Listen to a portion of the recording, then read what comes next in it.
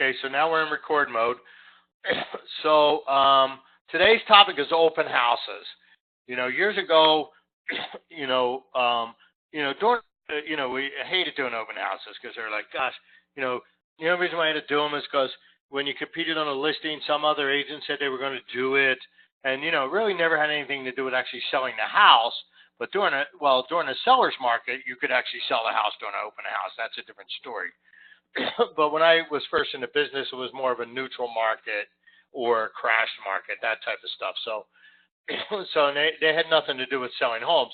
Then, and then I had to start doing them to compete, right? Then my thoughts were, well, if I have to do the open house, then, and then I even take that philosophy to anything.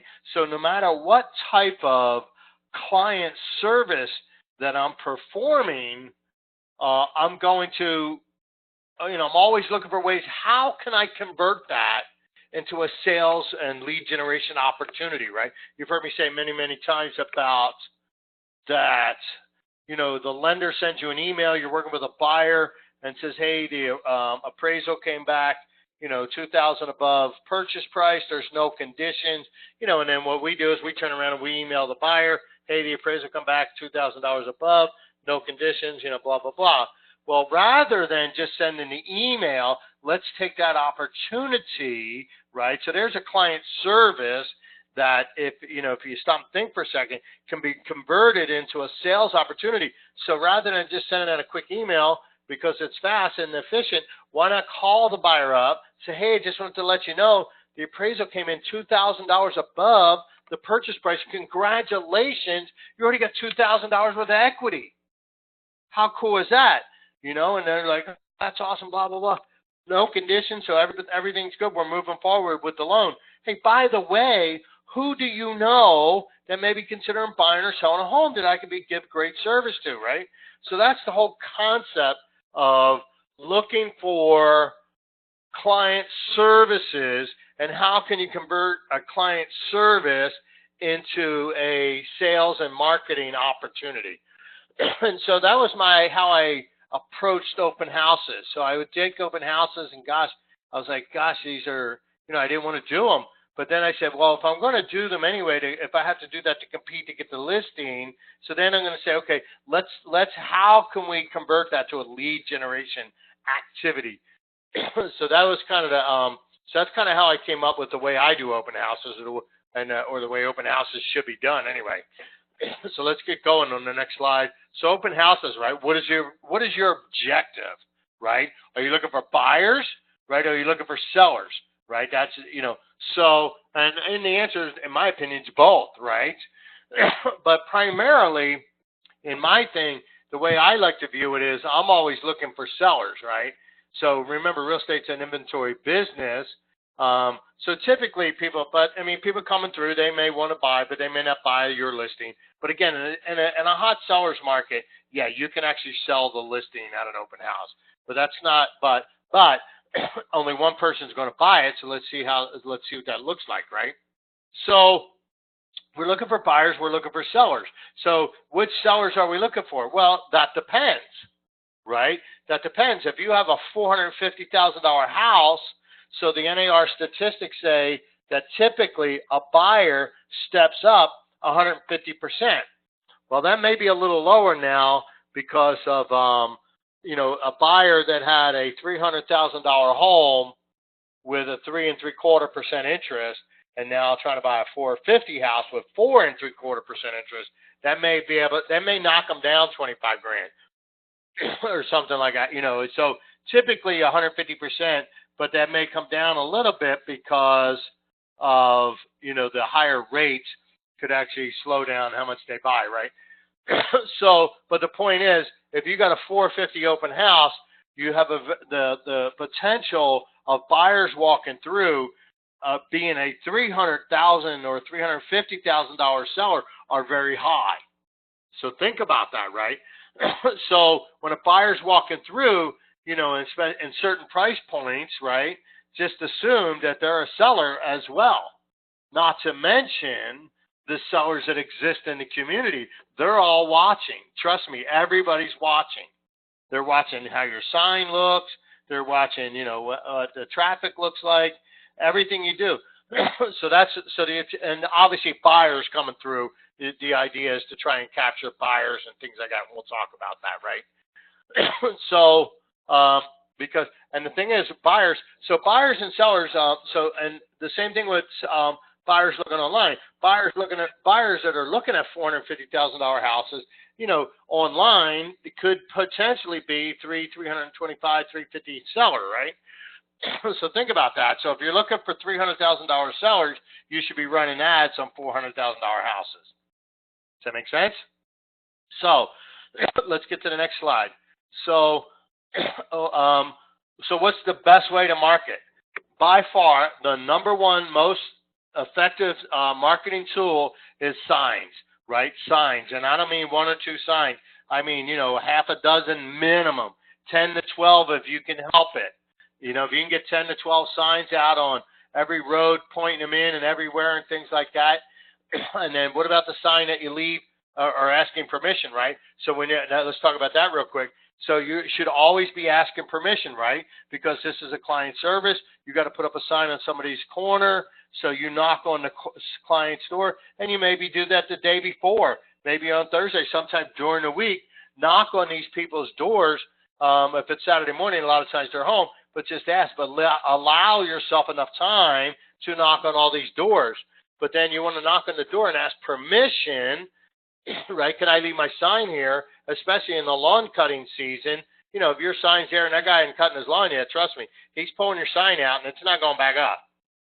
You're aggravating him because it's already hot out and he's cutting his grass. So, but if you knock on the door, ask permission, right? Then when he goes to cut his grass, your sign will be put back up.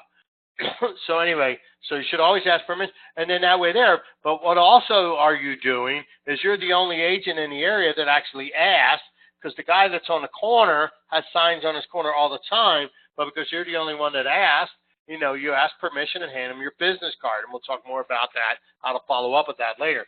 Then you got the other sign, the sign that sits in the yard during the week. Those are my guys. You guys know we have those signs you can put out there that'll say open Saturday, and you could that say 12 to 2, 11 to 3, whatever. And the day that we have Saturday and Sunday, and then we have a sign that says Saturday and Sunday, and then you could change the time. They go on their Velcro. You stick it in the lawn, it sits there all week. So that's a good sign to put out there on a Monday or Tuesday, and then when you do it. So what's the next best one? So the MLS, right? Advertise the open house in the MLS. It goes through other places. It may. Somebody just asked me a question about audio. Is there a way to? Is there any audio for this? Yes. Yes. Not sure. Are you on a phone or a computer? I'm not. I'm not sure. I am not sure how it works from your end. Sorry about this, guys. So, I had to log out and back. It wasn't working for the first. Okay, so somebody. So JC said she had to log out. Yeah, so let's do that. I mean, somebody else had to do it. Someone else. So the MLS, because it may, and I don't know which sites it'll actually populate the open houses to, but some of the third-party sites that it could be published to could be shown. But people on utilrealestate.com, will see that the open houses, right? They're going to see open houses. So, so anyway, so that, that's a great place to do it. So you want to do that early. You want to do that as early in the week as possible, right? You want to put the sign out in the yard early in the week as possible. The more people drive by, because buyers are driving around looking at homes. They're looking at houses online. So especially if it's a newer listing, it hits their hot sheet. They drive by and they see a sign that says, oh, it's open Saturday. And they're like, oh, cool, let's go look at it on Saturday, whatever, right? So that's how that happens. So then the next thing on there is KSL, right? Run a KSL ad. I say you run an ad on Monday and then delete it on Wednesday. And then I would run the ad on Thursday and delete it early Saturday morning. And then I would rerun it again early Saturday morning, right, on KSL. That's how I would do it. Right, unless you have three different accounts where you can run at 3 different times. So so anyway, so that KSL is a good one, but you can't just run it one day and hope for the best. You run a Monday, and then the people see it Monday, Tuesday, whatever. Then you want to do it Thursday again, because people that are getting ready for the weekend are starting to look on Thursdays. Then, and then again Saturday morning you want to delete it and rerun it.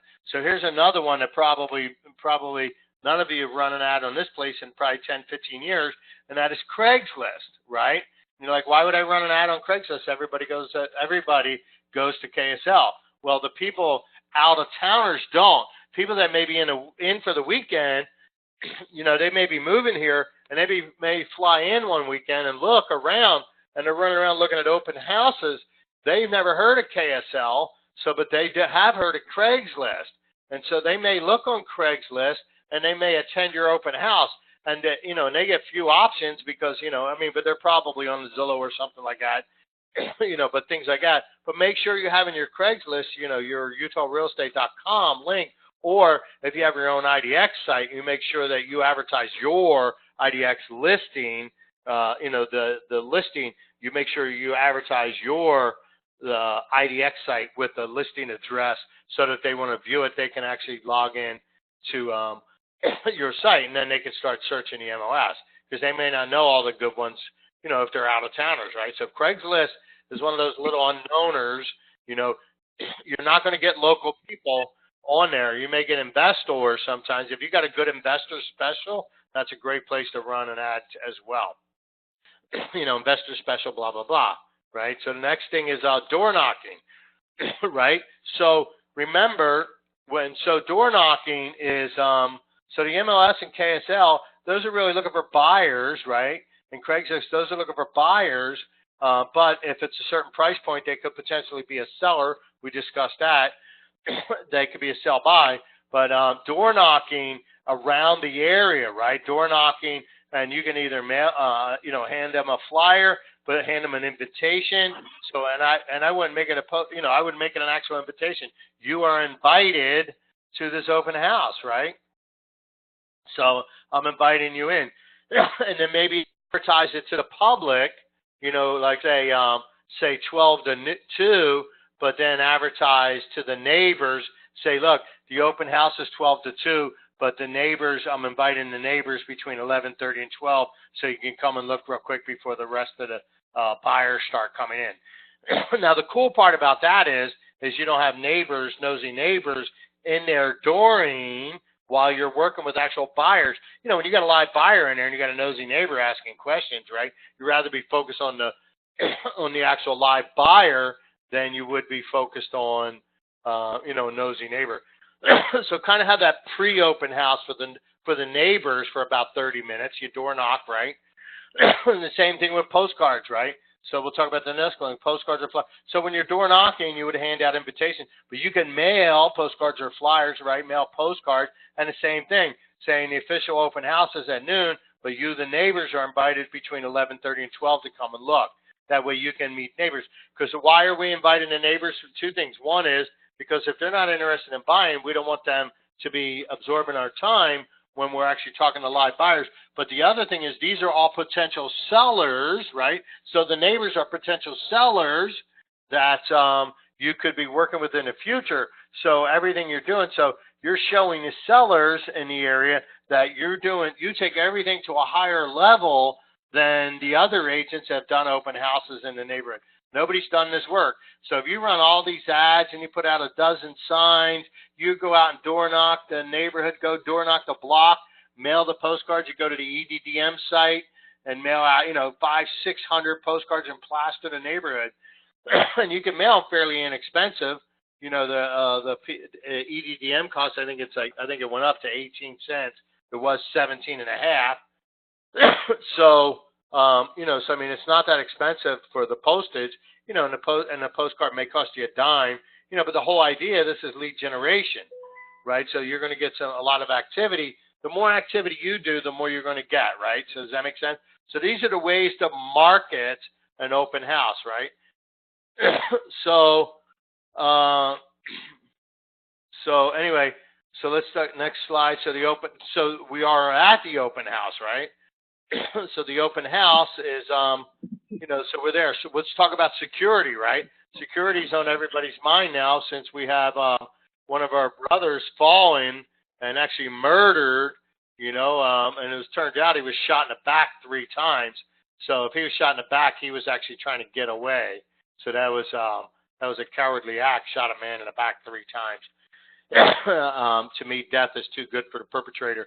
So, but anyway, so security, right? Security is an issue.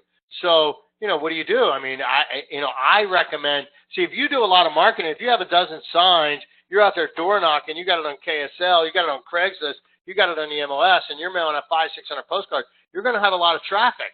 So I recommend a partner, right? So bring a partner, right? So there's 2 people. That way somebody can, there's always, you just have because, if you do it, like I said, and only do it for 2 hours, right? You do the neighbors for the first 30 minutes, the preview, the pre-open house, then the actual open house, 2 hours. You don't want to be there all day. If you condense it to 2 hours, trust me, the people that want to see the house will show up in that compressed time. If you're there all day, well, they're going to come. You'll notice that when they're there all day, you're going to get, let's say you're open 12 to 4. So you get a crowd that comes in at 12, right, because they want to see it right away and then get on with their day. And then the crowd that comes in at 4, you get a few trickle-ins between there. But then right before it's over, then you get the crowd because they know they got to be there by 4. Well, if you get there at 12 to 2, then, you're going to have a constant flow because they know they have to go there. And it's like, well, not everybody can go. Motivated people take action.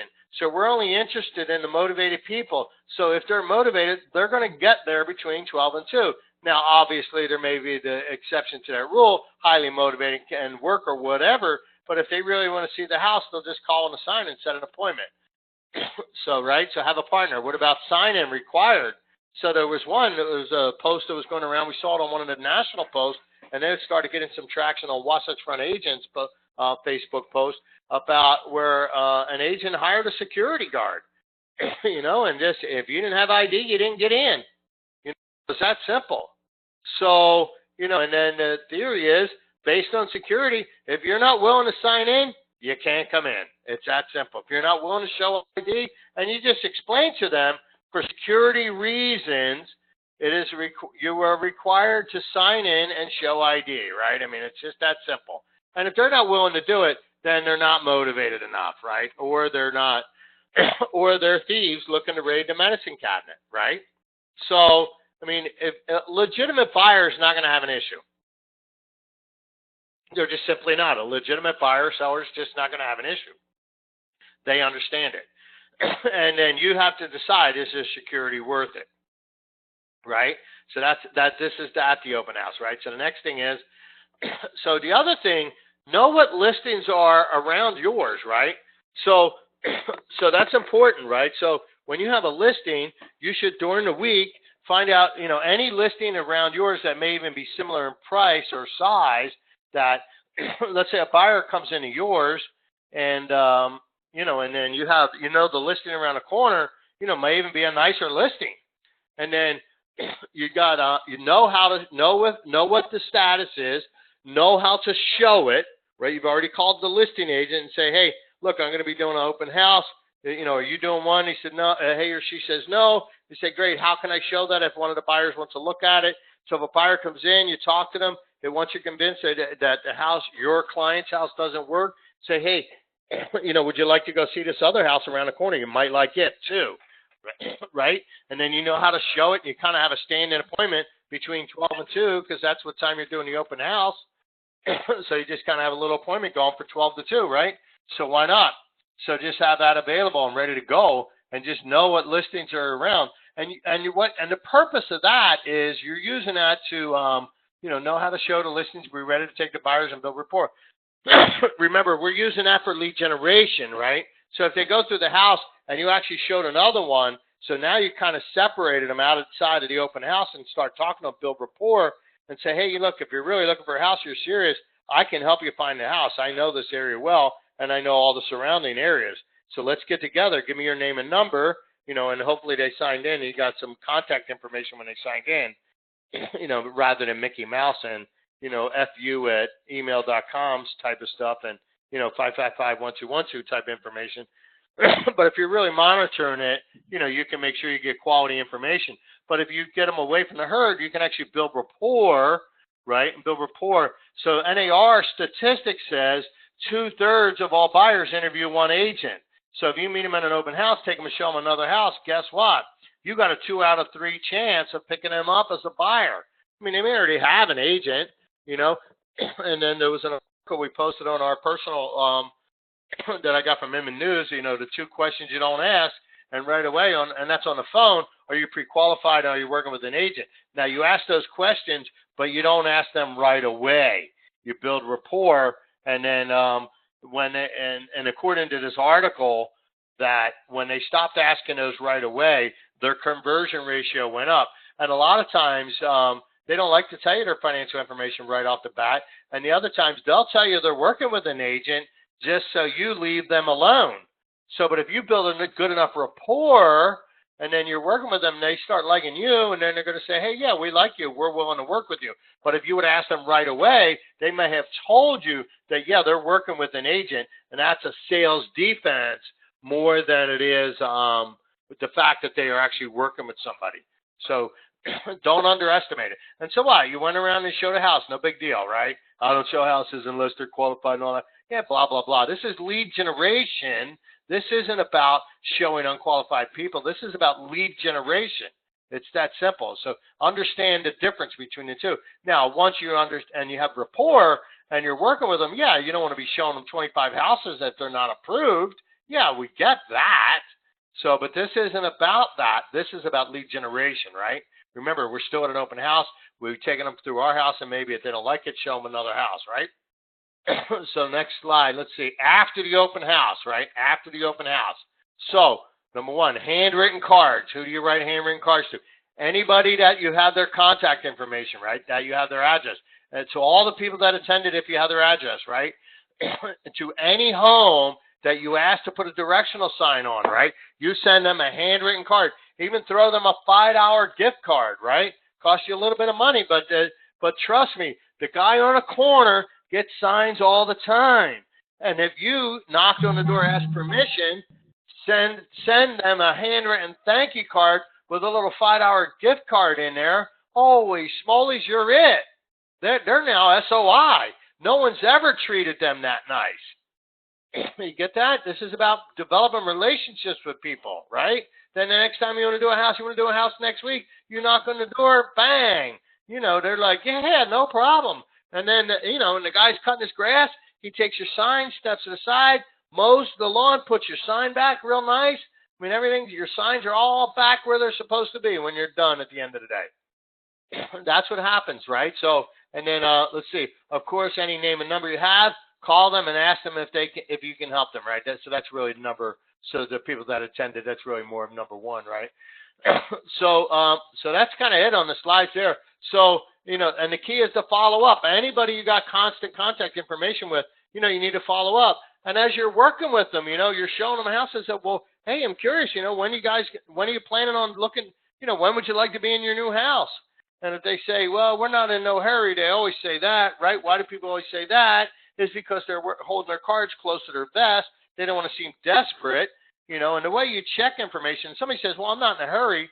And I said, well, let me ask you a question. If I found the perfect house for you, but the seller wanted to sell in the next 3 or 4 weeks, I mean, that could work for you, couldn't it? And they go, yeah. Okay. So there they are. They're telling you they're not in a hurry, but if you found that right house, they'd move in the next 3 or 4 weeks. So that's just kind of how you check their answers, because a lot of times they're in what I call sale defense mode, right? So sale defense mode. So that's it. Any thoughts or questions out there? We got people on the line. Anybody have any questions? It's been awfully quiet.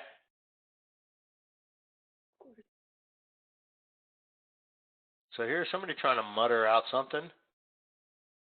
I know it's hard to ask a question when the presenter just did a 30-minute paragraph without taking a breath. So, but anyway, if there's not, this is a recorded call. I will post this later on.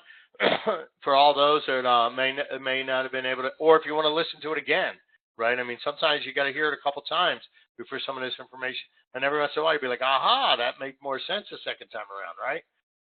Anybody have any questions, any thoughts? Anybody like to add anything to this? If not, I'm going to go. Hey, Rob, I'm glad that you brought up the agent that hired the security guard for the ID. I just thought that was. I think they said they paid like $50 for the guard to be there. Yeah, it was like $25 an hour, 2 hour, 2 hour open house, 3 hour open house, $150, or $75 for 3 hours, right? I mean, so and it doesn't have to be anybody. You don't need an armed security guard. I mean, you can go out and find an old, a big burly teenager and put him in a guard uniform. Mm-hmm. They don't even really need a guard uniform as much as they just need a shirt, a shirt with like their name on it. That security on one side, name on the other. Just say for security reasons, we check ID. Saying really, and they say, yeah, are you, and then you could just have the security to say, are you not aware of the real estate agent that was murdered recently? And they go, oh. See if they, we all knew it. I mean, it permeated through the real estate community in seconds. I mean, we knew about it in seconds. There may be people that don't even know. I mean, if it wasn't a real estate related issue, I probably wouldn't have known. I don't watch the news, right? I don't watch the news. I read some headlines here and there, but I don't watch news. That's how one of the ways I maintain a positive mental attitude. Watching the news will certainly depress you. And then not only that, then the auto-suggestion of the pharmaceutical companies will start making you sick. You watch enough of the same program that has enough of the same pharmaceutical ad, within a couple months you're going to have that ailment. So I advise you that you hit mute anytime a pharmaceutical ad hits there, so you don't hear what they're brainwashing you. They're talking. Hypochondriacs will literally get that disease within 30 days. Yeah, I don't watch TV at all, so I don't watch TV, period. Yeah, exactly. I mean, I watch sports and comedy, but I certainly don't watch commercials, and of course, less Super Bowl commercials, right? So my favorite one was the Harrison Ford dog ordering all the dog food.